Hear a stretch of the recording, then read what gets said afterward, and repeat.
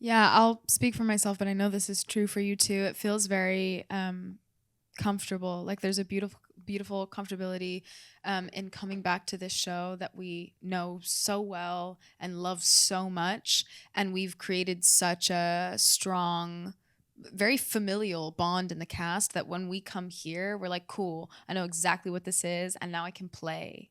Like I can really do whatever and try whatever and feel comfortable making suggestions. And I feel super, especially in this third season, I felt super confident coming in, being like, because the first time I was like, damn, I don't know what I'm doing. I was very much like, please, somebody like tell me I'm doing this right. And the second season was like, cool, I know that I did it one time. Maybe it wasn't lightning. And coming back the third time, I was like, yeah, I got this. I've been here before, which feels really good. And you really do get to just like spread your wings and play.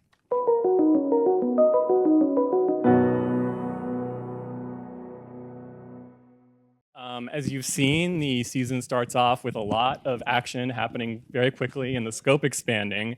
And I guess just initially, I was curious what your conversations were like with the show's creators, Mickey and Conrad, about what they wanted to do with your characters this season, what they were sort of thinking about. I guess we can start with Myha'la.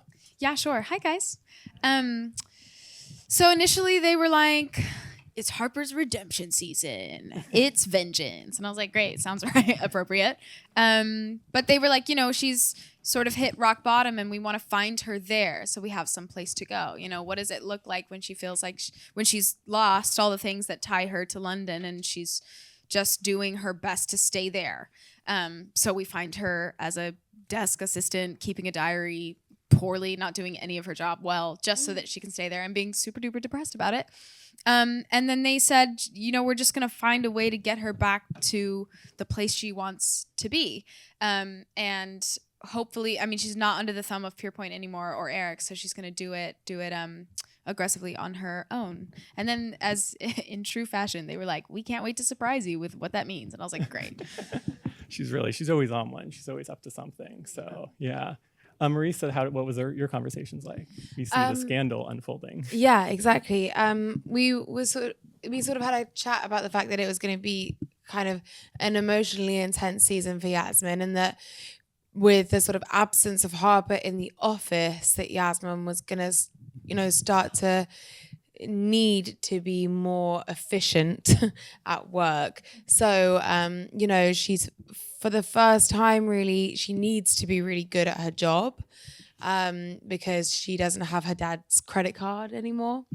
And so that's just a different place for Yasmin to be in, where the stakes actually exist. You know, what does it mean when Yasmin finds herself in a situation where if she is not good at something, there are consequences, you know, and there are also consequences for her father's actions that she is being held accountable for. So she's sort of being held accountable for the first time, I would say.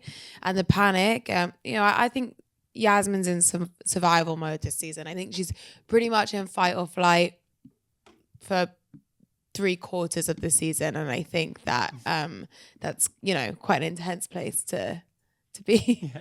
Yeah, she's very arms up all the time, very guard. I mean, the paparazzi are following her immediately. So, Ken, what was that like? Well, Conrad and Mickey asked me before we started if I wanted to have a conversation, and I didn't. I like not knowing stuff. Like I like kind of I like throwing myself. I like throwing myself, and I like to surprise myself. I think maybe because I'm a very cerebral guy, and if you give me a little information, I'm gonna kind of burrow into it.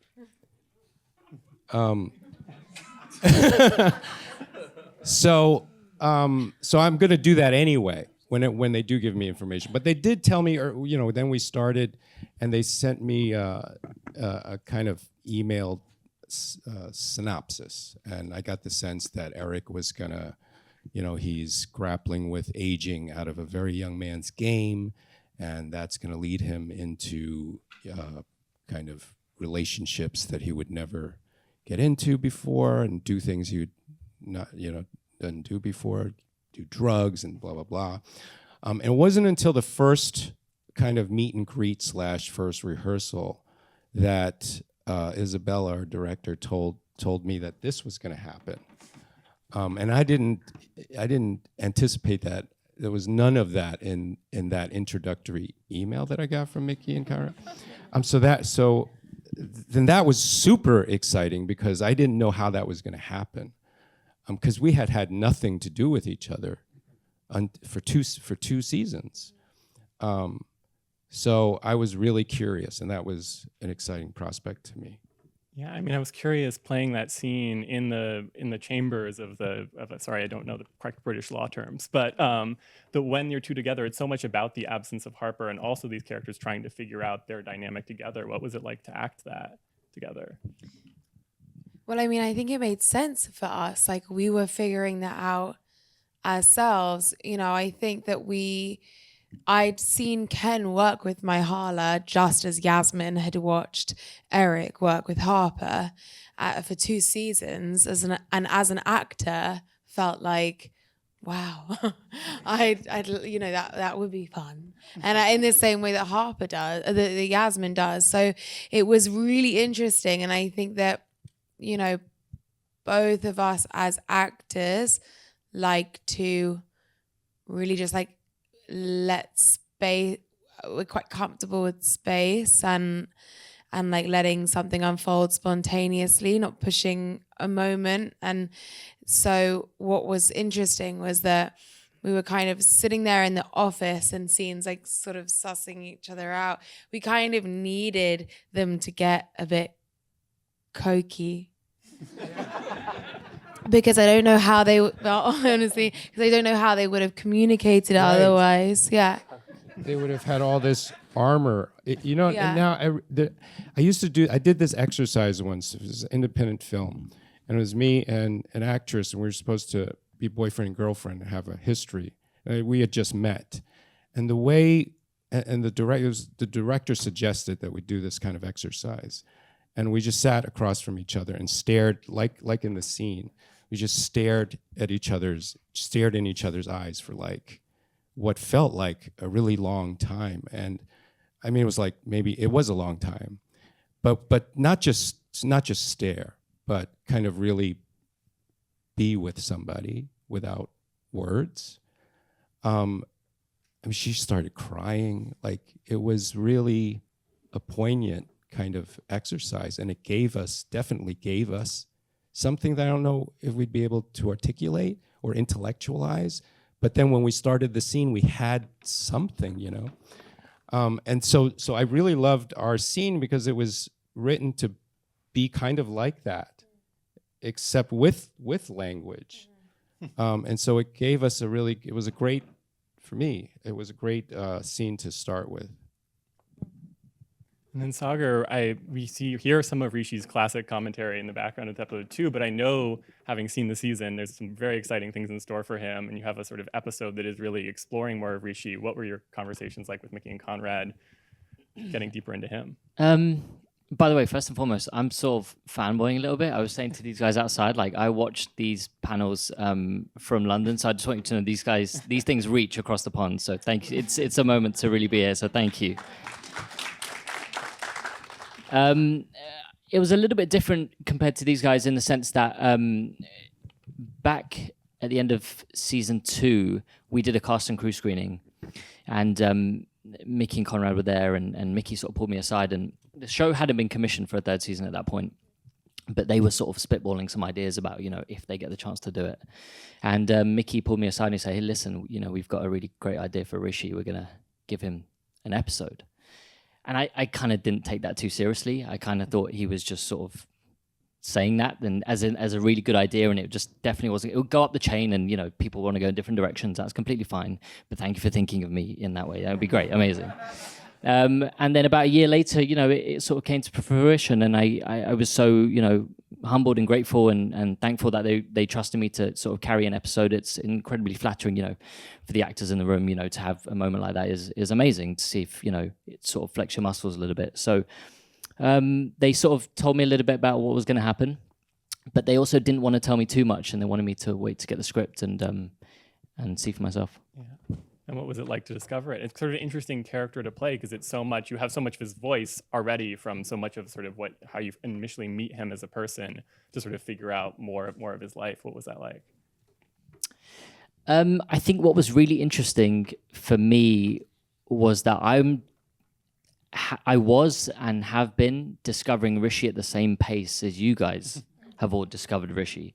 It's, and the boys know this, and I've said it quite openly, like Rishi was very much a functional character in the first season. He was sort of a supporting role around some of the grads and sort of just one of the characters on the floor to help elevate that. And then the second season, obviously, me and Harp had some interaction and that story, and we see Rishi's fiance and a little bit of his world outside of work. And then the third season, obviously, once you guys get to this episode, you'll see that broaden even more. So yeah, I'm turning a page and I'm learning just as much as everybody else and at the pace everybody else is, and I kind of love it that way. I'm curious what it's like. I mean, especially for Myha'la and Marisa, this is sort of one of your first jobs on a big TV show, and to sort of return to the show once you're sort of 2 seasons in, once you're sort of starting to find these characters, what's it like to sort of come back to the set and come back to these other actors and sort of all see each other again? Yeah, I'll speak for myself, but I know this is true for you too. It feels very comfortable. Like there's a beautiful comfortability in coming back to this show that we know so well and love so much. And we've created such a strong, very familial bond in the cast that when we come here, we're like, cool, I know exactly what this is, and now I can play. Like I can really do whatever and try whatever and feel comfortable making suggestions. And I feel super, especially in this third season, I felt super confident coming in, being like, because the first time I was like, damn, I don't know what I'm doing. I was very much like, please, somebody like tell me I'm doing this right. And the second season was like, cool, I know that I did it one time, maybe it wasn't lightning. And coming back the third time, I was like, yeah, I got this. I've been here before, which feels really good. And you really do get to just like spread your wings and play. Yeah, it's funny because I feel like I have a almost like the opposite experience of it in that sense. Like as an actor, I was in my final year of drama school when I booked this job, and the writers, Mickey and Conrad, were kind of going around the drama schools in London trying to find kids that had never done anything before. And so everyone at RADA, everyone at Guildhall, everyone at Lambda was auditioning for this show. And to get it, it was probably the least self-conscious as an actor that I have ever been, which is insane because I was like, it was so big. But I was in my third year of drama school, it's that feeling of like, you're sort of big fish in a small pond. And I kind of went into season 1 of Industry just still with that confidence, that feeling, I just booked my agent, I just booked a job, I was feeling great. Like I was so ready to throw myself into something, and I was dealing with scenes in an HBO show with, my actors like Myha'la and Conor McNeil, and in the same way I was dealing with things that I was doing at RADA in my third year show, the same way that I was doing like Much Ado About Nothing. And I was just playful. And I remember when it finished, I was like, oh my God, they filmed that. Like, and people are going to see it. And then coming back, I was like, it's that thing, you don't want to recreate something. You don't want to. What was so brilliant about the first season, I think, for all of us, was that we weren't trying to do anything. We were just playing. And I was hoping to find that playfulness again, but not doing it in a sort of endgamey sense of recreating something magical. Thankfully, the writing, I think, is brilliant. So it just sort of happens. And the other actors are brilliant. So you can just sort of, the great thing about this show is that you're like, I'll let you do the work and I'll respond to it, and that's great too. But, I think that pressure for me increases because I feel a huge weight of responsibility of like, I want it to be good, and I want it to feel, I think the reason that people like the show too isn't because it was like pristine and perfect and good in that sense. It's because it was like kind of messy and spontaneous and weird, and the choices we were making were random and unself-conscious. But once you've been unself-conscious, that's quite a hard thing you can't like recreate a performance that completely lacks any vanity whatsoever, like, because as soon as you're aware of that, you're aware, and the awareness is the thing. So industry is a great example for me of like running away from that awareness and just throwing yourself into something for the sort of the playfulness and the presentness of it. But yeah, I think that because it was our first job in a way, it's why it worked and it was good. Yeah, I'm curious, yeah, it's great. Deserving of applause, yeah. Also, I just want to remind you, if you have the link for questions, if anyone has questions from the audience as well. But Ken, I was wondering what it was like for you to be the sort of veteran coming in to that dynamic with these new sort of fresher.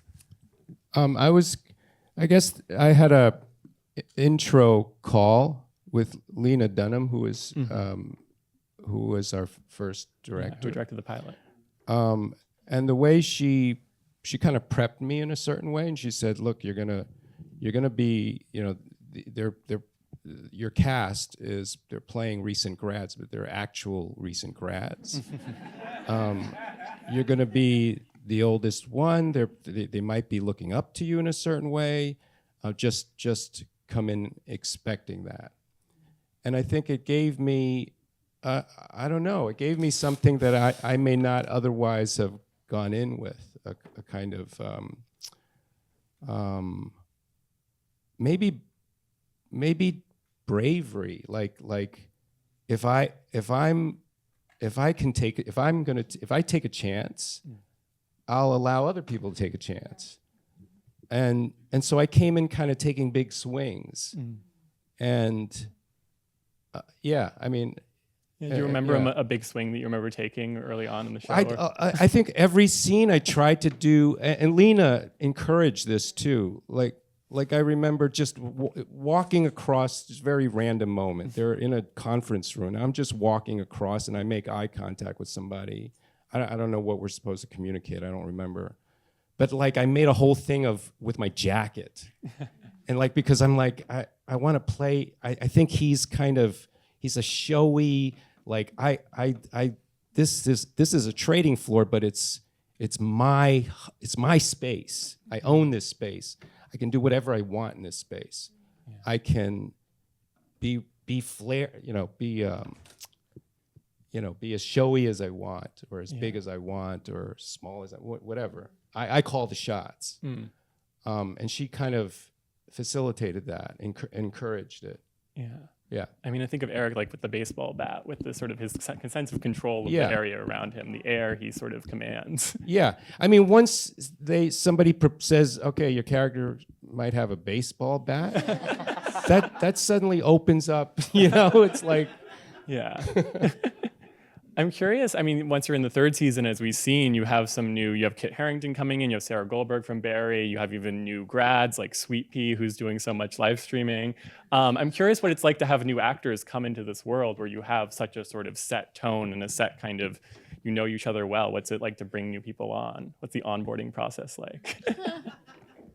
Well, I think it was really exciting because we had people like Kit and Sarah coming in the same season and time that we had people like Miriam coming on. So like Miriam had also just come out of school, who plays Sweet Bee. And she was like, it was quite cool because like we were on day one, it's like, yo, what's up, bro? And she was like, oh my God, it's my first job, my first time in the industry. And it was like looking into like the past at myself on my first day, you know what I mean? And that was like quite sweet and invigorating and like reminded us of where we were and how far we'd come. And then Kit and Sarah came and they were like, we like your show. We wanted to be a part of your show. And that too is like such a great honor. And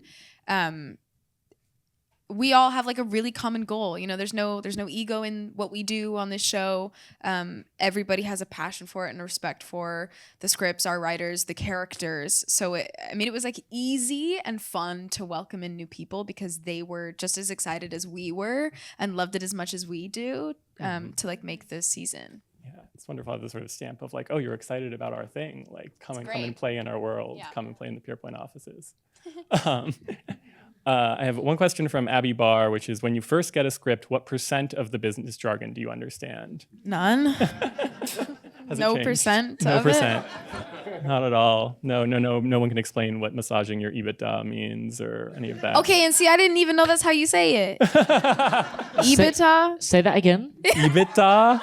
EBITDA? You remember They that say one? it in the episode. It's the sort of... I kept saying it wrong though. Uh-huh. I never had to say it, thank goodness. I spelled it out. Do you have lines that you remember being the sort of hardest jargon to have to get down that you still have stuck in your head, or has it flown through? Well, I think, Yasmin also speaks 7 languages. And I think like that started to become a bit of a joke. I think that the writers were playing on me, that like every episode she'd say something, like she'd be talking to someone from somewhere else. It was all sort of the same thing. I mean, obviously it comes back to the same thing with everything. It's all about intentionality. So like you have to do the same work with those lines that you do with any lines, which is like, what do I want? And once you understand that, you just have to learn those lines really, really well, because you don't fully understand exactly what it is that you're saying. So you can't like wing it. It's not like she asks me how I am and I say I'm fine, and in the script it says I'm good, but everyone's okay with it. If someone asks me how many percentages, I mean, I'm really showing myself up here, but like whatever, I can't like wing that. It needs to be specific. Same as speaking another language, So it's just about, with those lines, like anything, I want to be able to say them backwards, upside down, like, they're really the things that you just drill in, so that on the day when everyone's running around you on the phone, Rishi's screaming at you, Harper's on the other side of the phone, like, whatever, and Ken's looking at you like, are you gonna do this thing? You can do it, and it's not freaky, and so it's just, it's just more technical, I would say. But do I fully like understand it in the contents of like an economic? No, I don't know. Do you remember that day we got put in timeout because the scene was so hard and none of us could remember our lines? Do you remember that? It was No. You were there, weren't you there? It was this one, wasn't it? You remember? Yes, I Literally, do remember. it was so hard, and the scene was like so long. It was like 8 pages, and I was cursing Mickey and Conrad from the beginning because it's like, bro, we still don't know what none of this means. And we had chunks and chunks of this jargony dialogue, and they were like, it has to be faster and faster. And bless them, they were like, we have to get it in one take, and I was like, you're crazy. But we literally had to take a break. Some days it's just too, and your mouth gets exhausted. If you're not used to like wrapping your tongue around this language, it's really hard. And for me, it just becomes like blind memorization. That's it. Yeah. And on that point is that, again, for the actors in the room, it's sort of that weird thing of you become very self-conscious that you've been told, go and take some time and rehearse this, guys. And you're like, oh, they think we're crap. we need to be better at this. Okay, fine. And they're being sweet about it. They're being really sweet. Like, guys, you know what? We're still going to do some lighting. Yeah. And why don't you go and just do some lines on the side? And we were like, oh, that's never happened before. So it must be us. So I blame the writing. It was too hard, actually, impossible to do. This is an interesting question, I feel like, because especially as an audience member, I see a lot of these characters do things that are so self-destructive, and so me being like, Harper, don't do this, like, or whatever. And there's a sense of, and Scott Yeager had asked, is there anything about your character that took a while to figure out or develop over the course of the first 2 seasons, and sort of an aspect of their personality that might have taken a little bit of time to sort of access as an actor of why do they keep on doing this? Well, I think for me, I was, with Yasmin, I love to sort of work in opposition with people, with characters, and think about, how one thing leans into the other, but also opposes the other, and creates a really fully fledged human being. And I knew she was incredibly vulnerable and scared of the people around her. But also, there was an ambition in her. Otherwise, she wouldn't have been there, and she didn't need to be. So what was it that was driving Yasmin, and where did she get her power from?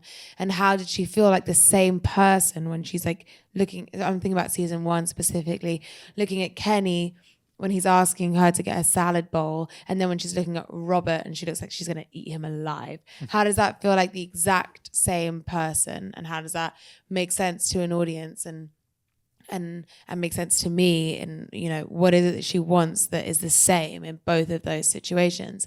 So I think that for me, the hardest job it was more just trying to make that as specific as possible. So it didn't feel like a girl that was like a bit out of her depth, deer in headlights, but like loved boys. You know what I mean? Mm-hmm. And I think that was my biggest thing in season 1. And I think that Yasmin is the way she is now because of like the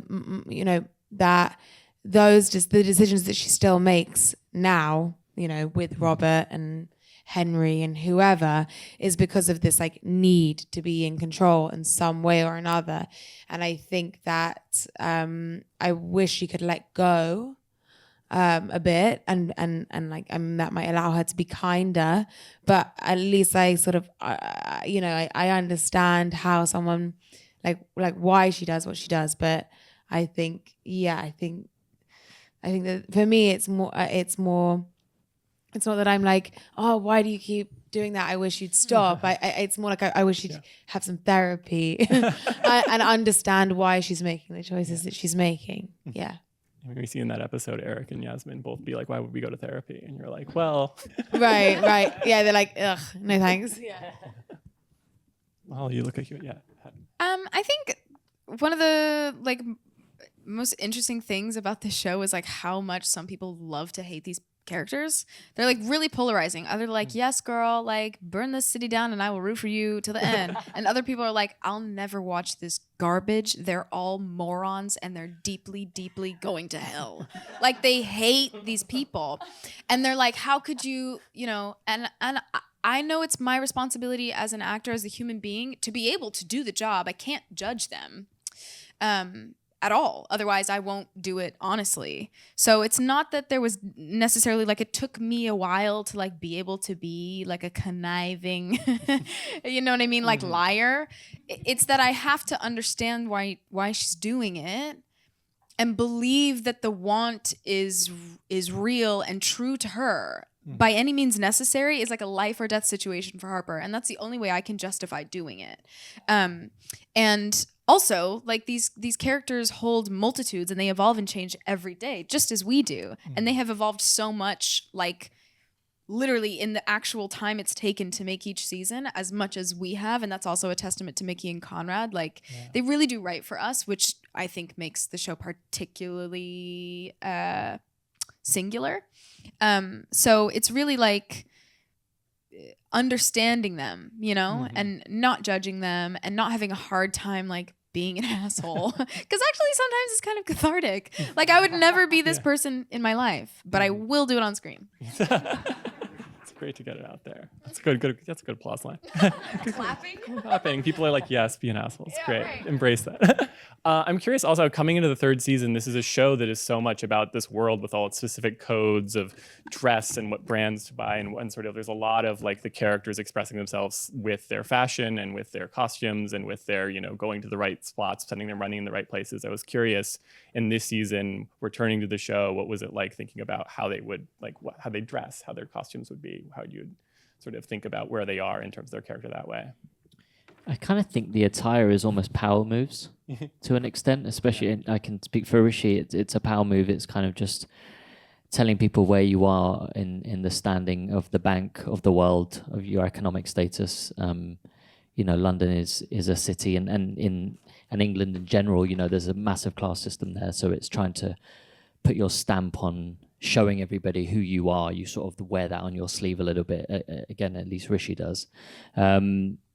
But there's something that just makes you feel good in certain clothes, not just because they're expensive or they're designer. It's just the certain shoes that you wear, or the shirt that that I'll wear, or a blazer that I'll wear, it just makes you walk in a certain way. It gives you that confidence, and that allows you to sort of push out the character a bit more.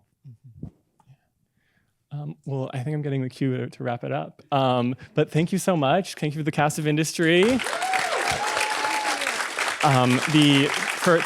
The episode you just saw will premiere on Sunday night, and then it will continue airing. Get excited. There's lots of fun things in store. Thank you so much for Thanks, having guys. us. Thank Thank you. you.